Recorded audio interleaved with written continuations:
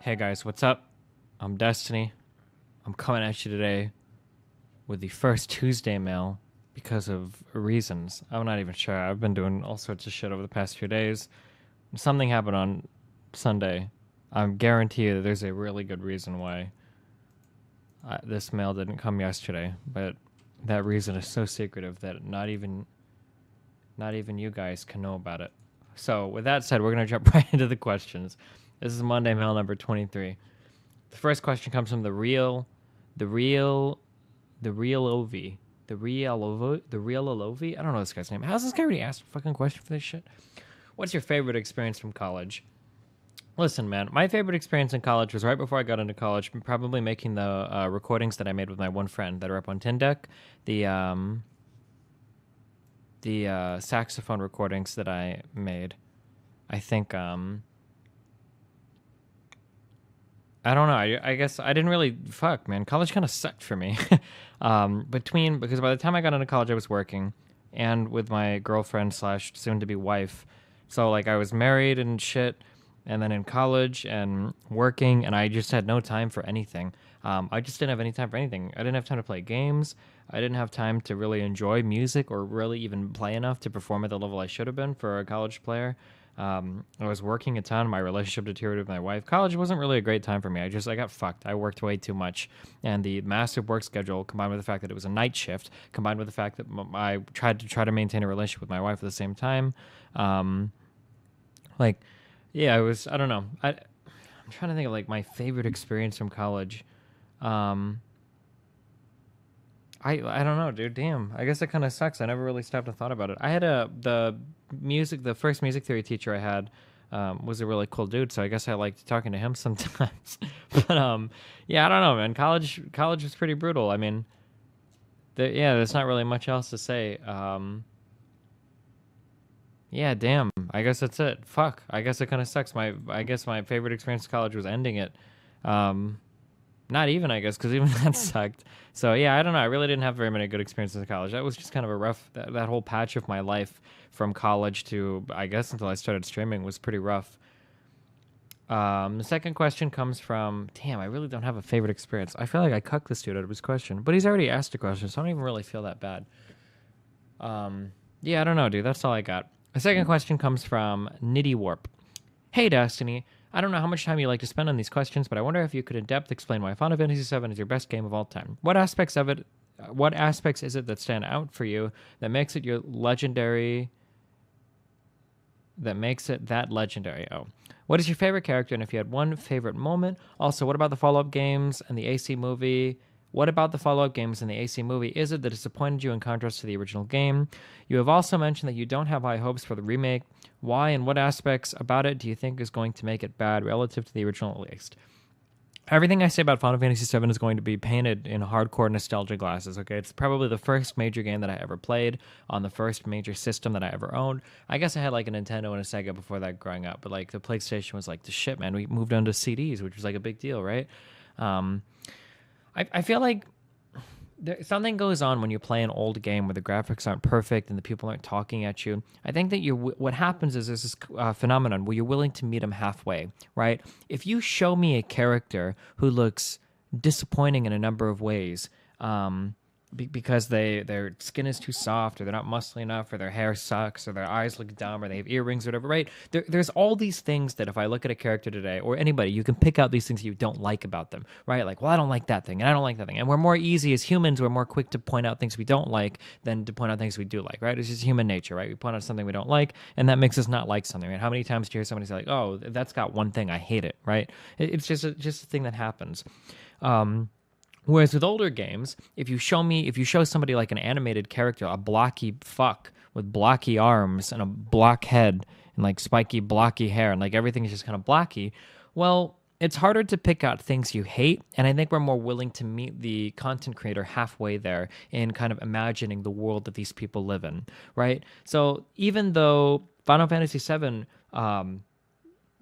truly wasn't even really a three-dimensional game. No, I guess it kind of was. But like none of the assets, except for like the characters, I don't think were three-dimensional in that game, right? Every time you walked into a new room, this was a static painted background with no three-dimensional objects at all. It was just a colored background and you would run your 3D character through the screen. But yeah, there's no fucking camera angle or anything like that, right? It was just drawn pictures and everything. So I guess the thing that I'm getting at is that like it seems like when you're set up in that kind of a world, it's much easier to present just enough to give the viewer something to grab onto and run with, imaginatively speaking, I guess, if that makes sense. You get to put your own voice in for all the characters. You get to really imagine and flesh out in your head, what does this guy actually look like? What does he actually act like? All of that is stuff that you get to kind of create with just a little tiny push from the content creator himself, right? I think that in that kind of a world, I think that you're always going to wind up with a product that's better than what you can give somebody if you're force feeding them everything, because it's too easy to find one or two things that you don't like when you do that, and then you end up hating it completely. For instance, Cloud can be, I guess, as a character study or case study or an example, right?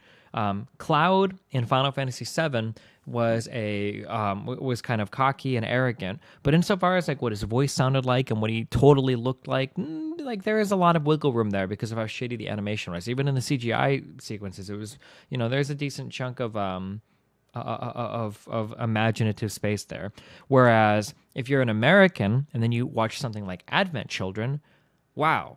You didn't realize, okay, so Japan is very much about that androgyny style with the way their characters. Like, I didn't realize that Cloud was going to be like a soft-skinned princess who has a pretty earring and a nice, cute cell phone, like, and a nice, cute voice. Like, like, damn. Well, I never envisioned Cloud as being all of these things. So, I mean, it's very easy for me to pick out a couple things that I really don't like, and then kind of write off the whole thing altogether. Like that, and that's just looking at one character. I'm not talking about everything as a whole. As a whole, I think the Final Fantasy story worked really well. I think that one thing that stories just suck at these days, RPGs suck at giving you characters to care about, right? Like, oh man, there are just so many examples. Here's something that I would say. If you're playing through a lot of older RPGs, there are characters that you care about, right? So you can ask the question, which character, if they got killed, would have a severe emotional impact on the story, right? And in Final Fantasy VII, that, every character, for more or less, you would feel that, right? You would feel that way, right? Because the game spends time getting you invested in every character. Fuck, dude, I almost remember. Like, if we start out with Final Fantasy VII, we start off with the story of Cloud, Barret, and Tifa, okay? So Cloud is obviously the main character, so we'll just whatever for him, right? Because you're always going to be attached to the main character, right? I mean, he has his whole backstory, right?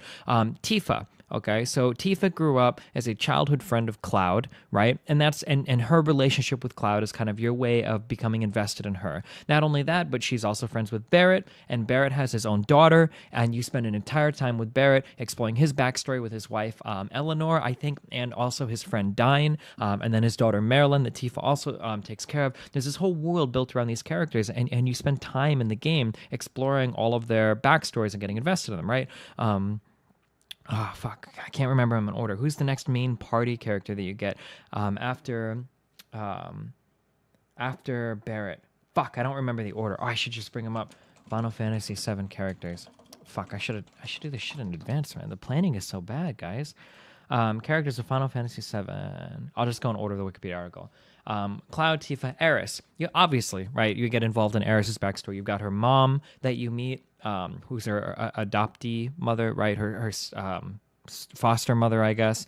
You learn about her real mom. Even after, spoiler alert, I guess, even after Aeris dies, you learn about Professor Gast and Ifelna when you go to that snowy place to the north, and you get really invested in her storyline and her relationship with Cloud. I feel like the relationships between the characters make you care about them a lot more too, right? The way that they interact with each other. After that, you've got Yuffie. Yuffie is a side character. You could actually go through the entire game without ever even getting Yuffie in your party. But you get involved in Wu Tai's story, right? The whole, they got caught up in the war and their town was kind of fucked afterwards. You get caught up in... Yuffie trying to make something out of herself. Initially, she's trying to steal materia so that she can help rebuild her city into, what it used to be. And then you go through her side quest of climbing the tower and, becoming a brave memer and shit. You've got Vincent's story, again, another side character, completely a complete side character. You can go through the whole game without getting him. You get invested in his story. You get the backstory of him and his relationship to the one lady scientist. I don't remember her name though. You meet her again you meet her ghost or whatever when you climb into that crater cave to get his ultimate weapon, the death penalty. Oh man, I can't remember her name. But you find out about how Professor Hojo experimented with her, and I think she was the biological mother of the Sephiroth clone, or the Sephiroth. The story is really convoluted around this shit. But she ends up, I think, being the biological mother of whatever, against the will of Vincent and all that shit, right? And then Vincent was put to sleep by Professor Hojo and shit, and all of that stuff was really fucked up. You've got Red 13. You go through the whole story of his fucking... I mean, I'm kind of just... Okay, I'm sorry. I guess I'm just Kate Sith. Remember when he goes and he dies as like a little robot dude and he's bouncing in the temple, and Sid's whole thing, you find out Sid is such a hard ass and a badass or whatever, but he ends up stopping the rocket because deep down he's a good guy and he doesn't want to kill the his lady, wife, girlfriend or whatever in the thing. Basically, all I'm saying is, right, I think if you played Final Fantasy VII, I think it's fair to say that you got attached to all of these characters. They all had their stories. They all related to one another. They had relationships with one another, and they were cool memers, right? Take that and compare it to Deus Ex, okay? Whatever new Deus Ex game just came out, or even the one before that, okay? Name one Deus Ex character that if they died, you would actually give a fuck, right? You can't. You can't do it, right? And I played through half of Deus Ex. I don't know how much I played through it, but I played through it, and I realized that halfway through the game that I didn't really give a fuck about any of the people in the game. Like the gameplay was okay, and it looked really cool, and the guy was like kind of a badass, and he wears like the cool trench coat and shit, and I like that shit. But I didn't really give a fuck. Like if anybody in that game at any moment could have been killed, and I really wouldn't have cared because I'm not invested in any of the characters. And I feel like games like Dark Souls, all of the Bethesda games, all run into these problems where they spend so much time giving you lore and all the cool lore. And in Dark Souls, Gwyneth Paltrow was such a cool guy, and the big lady with the boobs, and this whole world with the kindling of the fucking ball sack and all of this cool stuff. And they write all this awesome lore. And in Bethesda, you can do 50 million side quests, and you find out that the Death Claws were really, an experiment and fucking sucking dick gone wrong or whatever. Like, I don't know, dude. You have all of this, and in Skyrim, the dragons are the mighty fucking Pac-Mans of the sky or whatever. You find all this lore, and people spend all this time writing lore, but they don't really give you like characters to care about. And that's like where all of these fucking games today like fall. And they like you need characters to care about, or I do at least. Maybe it's an older school kind of thing. I need a character to care about, somebody that I could be emotionally invested in, somebody that I want to see interact with other people and look forward to their interactions with other people. And you just don't have that in RPGs today. Like I'm playing through Final Fantasy 15 now, and they try to do like, admittedly, the relationships between the four characters are okay. Like they interact like real people, and they talk to each other and they're kind of bright. But even that, like so far, the relationships are pretty shallow. And now I know people can say, well, you got to watch the anime. Man, fuck that, dude. I'm talking about just the game. Like in just the game, like 2 minutes into the game or whatever, the main character's father is being killed, and it's like they try to play like the dramatic music and the characters shouting and shit, and it's like, man, I don't even know the fucking main character. I don't really care. I don't care that your dad is dead. I'm not invested in you at all. I don't care about you. I don't know what you stand for, what you believe in, or what your main drives are, your motivations for life. Like even like I feel like you can look to shonen and you get these really good examples out of there for like really easy, strong, motivating forces that are just totally missing today out of so many games. Like, yeah, I feel like Final Fantasy VII gave you really good characters to be invested in. And that's one of the reasons why I like that game so much. Like, there are emotional moments in Final Fantasy VII where you're sad that Cait Sith is dying in a robot body, and you know that it doesn't even mean anything, right? But it's still kind of a sad moment when he's bouncing in the Temple of the Ancients, and he has to pull the dark materia thing to make the temple shrink into the dark materia and get killed or whatever. Like, yeah, I don't know. Your favorite character? I don't know. Cloud. I mean, I like the Cloud. He's a memer, dude. He's the main guy. I don't know if I could have like a favorite character in Final Fantasy VII. In your follow-up games and the AC movie, I almost said Armored Core. Advent Children movies that disappointed you. The Advent Children movie sucked because it was just about nothing. It was weird. Geostigma as a concept was stupid. The Cloud having 50 million swords was dumb. The fight with Sephiroth was stupid. Everything. The problem is just that there wasn't a single good thing about Adventure. And it was just all dumb, fan servicey. I don't know, the jump scene where he pulls on everybody's hand to jump higher. I don't know, dude. I didn't like that movie. Ugh. You also mentioned that you don't have high hopes for the remake. The reason why I don't have high hopes for the remake is just because of the things I've said. Like, it seems like people have kind of lost sight of like what makes you care about an RPG, right? Building these characters and putting them in worlds where you really care about the characters. I want to really care about characters. I want to think about characters. And anytime you remember anything great about anything you remember growing up, you remember the fucking characters, man. When you remember like the Metal Gear Solid fucking games and shit, you're not remembering that like, oh man, dude, I loved Metal Gear Solid because when I found out that like the guys just said "Lale Lule Lo," or Lolly Lule Lo because they were brainwashed too, and the Patriots and taken over all of America, and S3 didn't actually stand for Solid Snake Simulation, but Societal Selection for Sanity, and the Patriots and Lalo. Right? That's not what you remember, right? You remember like, oh, dude, Metal Gear Solid was sick because Snake was a fucking badass, dude. Remember when you were fucking riding and you were going across the bridge and you got to call him a Snake for the first time and you got to shoot all those fucking things because he was a legendary fucking sniper? Or you remember when Snake was such a badass that he had cigarettes in his stomach and he threw them up out and he had to use cigarettes to fucking do all of his shit to go everywhere, and like these are the things that you remember, right? Like Metal Gear Solid 3, right? Remember when Jack has to kill the boss, right? All these emotional moments. You always remember the characters, right? Remember in Cowboy Bebop, you never think like, oh god, Cowboy Bebop was so cool because of the lore behind the Red Dragons, right? And the way that no, fuck no, dude. You remember fucking Spike and Jet and Faye, right? And all of these great animes always revolve around these characters, right? For Death Note was so cool because the lore behind where the Shinigami came from and all that. No, fuck that, dude. Death Note was cool because it interacts with people like L and Light, right? That's what made it so cool, is watching these characters interact with each other, right? It's like that about everything, in my opinion. It's a huge part, right? Now, world building is important. I'm not going to deny that. But even when world building is important, it's usually the crossroads of world building and awesome characters that elevate something to legendary media. Harry Potter is a great example of this.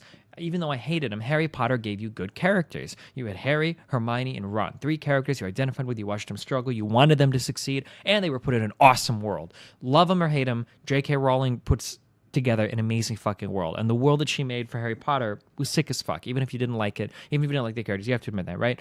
Lord of the Rings gave you characters to be invested in on top of building the world, on top of building the lore, right? You had all of these awesome characters to be invested in. Maybe you liked the hobbits, pitter-pattering around on the fucking mountains and shit, throwing rings all over the place.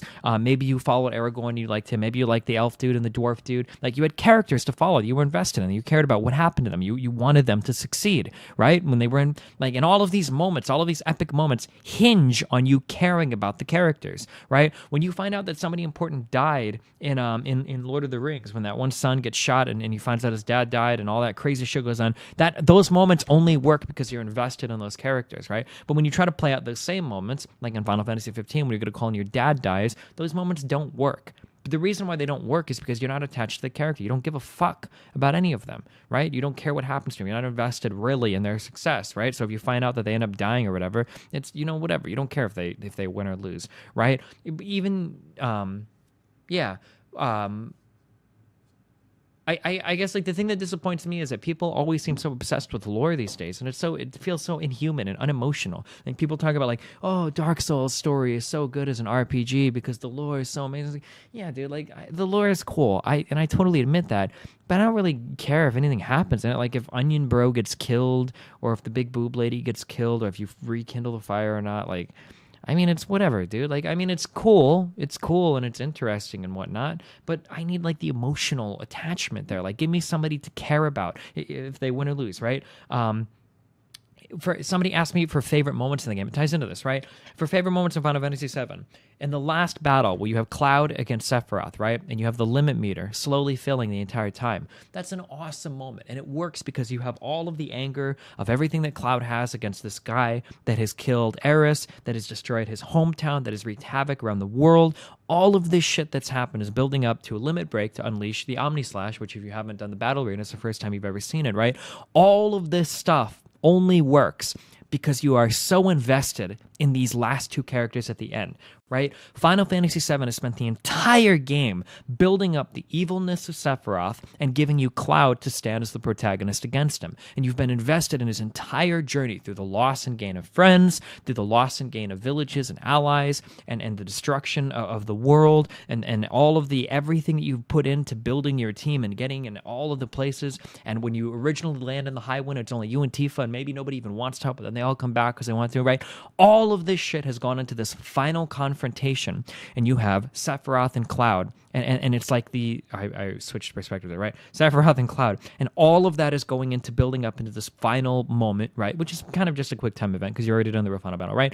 But that moment is really cool, and it really works, and it's really awesome. And when Cloud finally wins there, the payoff is so satisfying on an emotional level, not just on a lore level, not just like, oh, well, now that you've kindled the flames of his dick, like now you're ready to send humanity into an age where there are no light bulbs. Like, I mean, like, yeah, that's cool, but emotionally, the ending of Final Fantasy VII works really well, right? And that's why I like that game. You don't get that at the end of Human Revolutions, right? Deus Ex, right? I mean, you get to choose an ending for the game, and it's like, okay, I mean, yeah, it's cool, I guess. But like, it's not like you're not like emotionally invested in the ending the same way that you would be emotionally invested in Harry fighting Voldemort, right? Or in The Hobbit. Not The Hobbit. Fuck, what's the little fucker's name? Frodo. In Frodo fighting Schmeagol and throwing the ring into Mount Doom. Is that what it's called? Sargon's mountain thing or whatever, right? Where the eyeball, right? You're not as emotionally invested in all of that, right? Or the emotional investment that you have in Oberyn, hottest guy in Game of Thrones, fighting the mountain, right? Because you're invested in Tyrion's story and you're invested in Oberyn's story. Like, all of this stuff works because of these emotional investments, and it's just not there in so many games. Fallout 3, when your fucking dad dies or whatever, who the fuck cares, dude? I mean, like, it's only sad because they're telling you, like, it's your dad. You're supposed to be sad because your dad. Dude, I don't fucking know, man. I've hardly talked to this guy at all during the game, and fucking, I mean, like, my character is an empty, blank fucking slate. Like, I don't care if he dies. It doesn't mean anything, right? I'm kind of like ranting in general on the state of RPGs today, but I hope. I feel like I could have like organized my thoughts into like a more formal presentation on this. I would be horrible at video essays, dude, because I don't have the terminology or the background to do it really. But I guess like I hope that like in kind of a loose way you can kind of grasp, because I already know that the Lord of the Dark Souls kids like, oh, this is some of the highest, greatest lore of all fucking right. There's never a moment when you're playing a Dark Souls game that elevates your heart rate and like makes you really care about any of the characters. It just never happens, right? It doesn't happen. It just doesn't, right? And I beat Dark Souls 1, or almost. I beat Dark Souls 2, I beat Dark Souls 3, I beat Bloodborne. It just doesn't happen in these games, right? I beat Fallout 3, I played a little bit of Fallout New Vegas. I played a decent amount of Skyrim. Like, it just doesn't happen in these games, right? I beat Human Revolutions. I played as much as I could of Mankind Divided.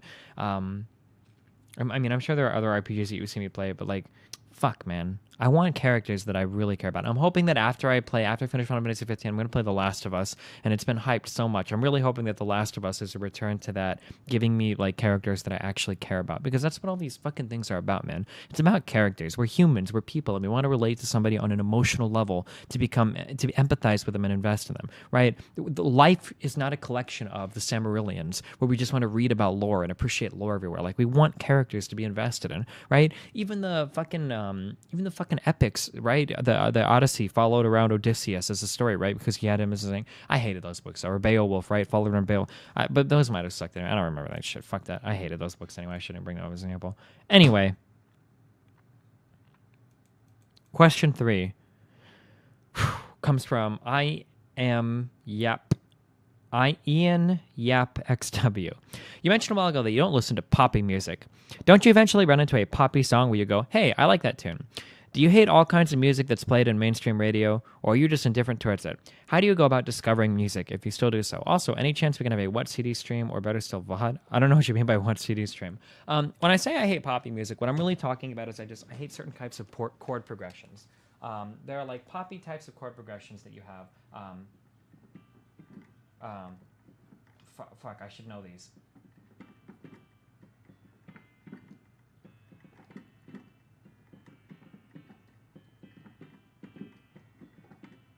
Oh, fine.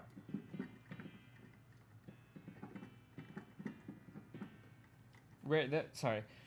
When I'm talking about poppy music, I'm usually talking about things that will play like a certain type of chord progression, and I just don't like those. Usually, when I listen to songs, what I'm really listening for is the I don't want to say like the music itself, like I'm super pretentious, but like there are different kinds of musical cues that I enjoy, and not so much like the lyrics of the song itself. Now that being said, I don't hate everything on the radio. There are a lot of songs that are on the radio that I like because they hit those musical cues. Blame it on the booze, got you feel that song. Blame It. I think it's called Blame It, right? That song is that song has a musical thing that I like. I think it's just these two chords. Fuck. I don't know why I even wear these headphones for this video. I'm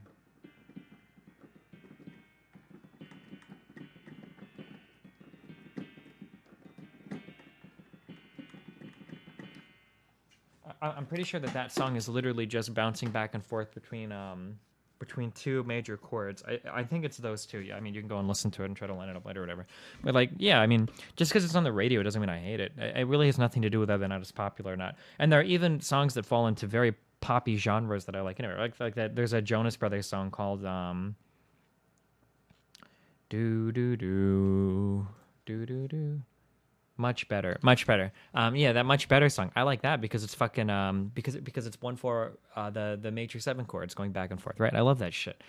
Yeah, so it really doesn't have anything to do with being on the radio or not. There's just certain music. I really like modal music, music that bounces back and forth between like one or like two chords, right? For some reason, it just sounds really good to me. I don't know why. It doesn't have anything to do with it being on the radio or whatnot. I don't think it's a good way to judge music by saying that like I like this because it's on the radio and I don't like this because it's not on the radio. Like I don't think that any of that is like a good way to figure out the music you like or not like, in my opinion. Whew. Yeah, there we go. Okay. I'm sorry this was late by so much. It's probably even going to be late going up today, but I don't know what happened. I ended up staying awake really late, and then I didn't have time to take a shower and something, and sometimes the memes are just too thick sometimes. What are you going to do, guys? The fuck are you going to do? The fuck you going to get your Monday mail from somebody else? This is called an inelastic demand, motherfuckers, okay? You come to me for Monday mail, and I put it out when I fucking want to. But I love you. The next one should be on time. Have fun. Stay safe. Be careful. I'll see you guys later.